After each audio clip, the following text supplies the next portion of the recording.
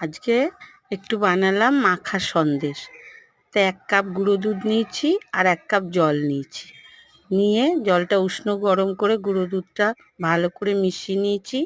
এদিকে 100 গ্রাম ছানা নিয়ে খুব ভালো করে মেখে রেখে দিয়েছি। এবার গুঁড়ো দুধ আর জলের মধ্যে ভালো করে মিশিয়ে একটা ঘন ডো হয়ে গেছে তখন 1 চামচ ঘি আর 1 চামচ 50 গ্রাম চিনি দিয়ে দিয়েছি। দিয়ে ভালো করে নেড়েচেড়ে একটু ঘন করে মাখা ছানাটা দিয়ে দিয়েছি।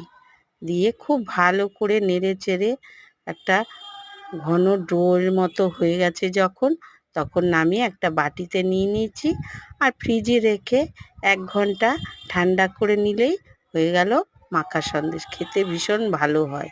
বাড়িতে একবার